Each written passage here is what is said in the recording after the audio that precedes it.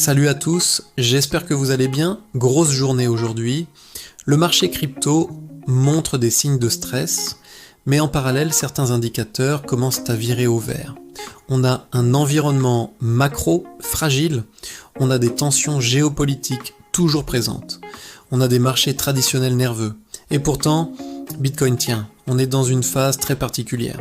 D'abord, parlons du contexte global. Les marchés commencent sérieusement à intégrer le risque de récession. Plusieurs analyses parlent d'un ralentissement économique plus rapide que prévu. Quand le mot récession revient, les capitaux deviennent prudents et historiquement ça provoque deux choses, une pression sur les actifs risqués, un repositionnement stratégique des grosses mains. Et c'est exactement ce qu'on est en train d'observer. Bitcoin a connu de la volatilité. Certains niveaux techniques ont été testés. Le marché reste fragile à court terme. Mais maintenant, regardez le contraste. Pendant que le retail hésite, le smart money semble revenir progressivement.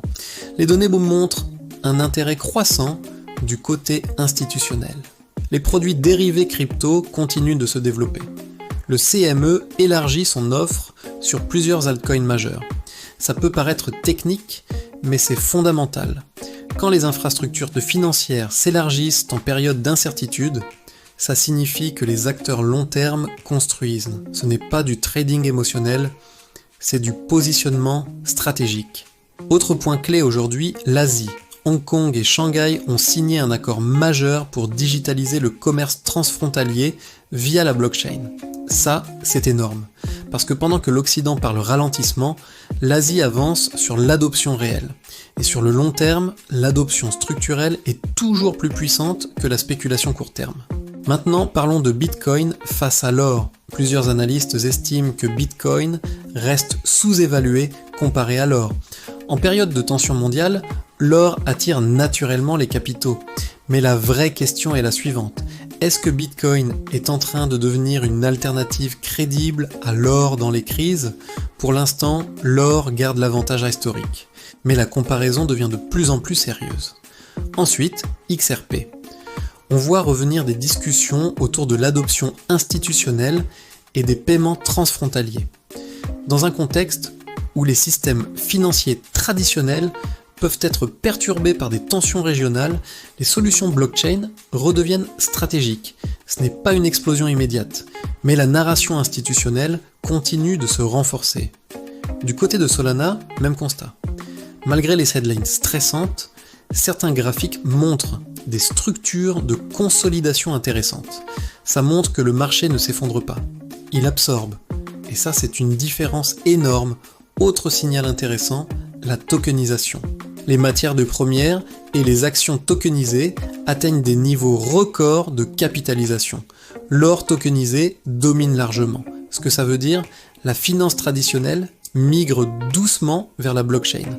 Ce n'est plus un écosystème parallèle, c'est un pont qui se construit. Et enfin les stablecoins. L'offre du SDC continue de progresser fortement. Et quand les stablecoins augmentent, ça signifie souvent que du capital entre dans l'écosystème. Pas forcément pour acheter immédiatement, mais pour se préparer. Et ça, c'est un indicateur à surveiller.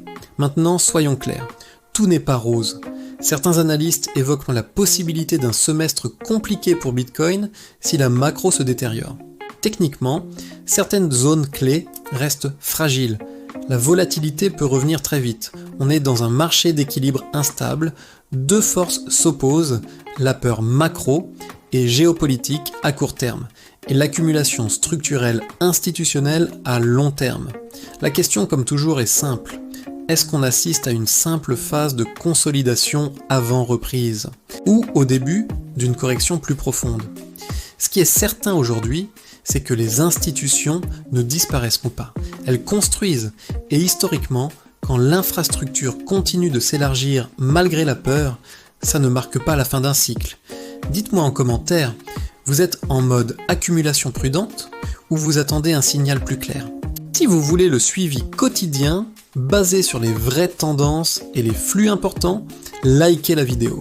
Et on se retrouve demain pour la suite.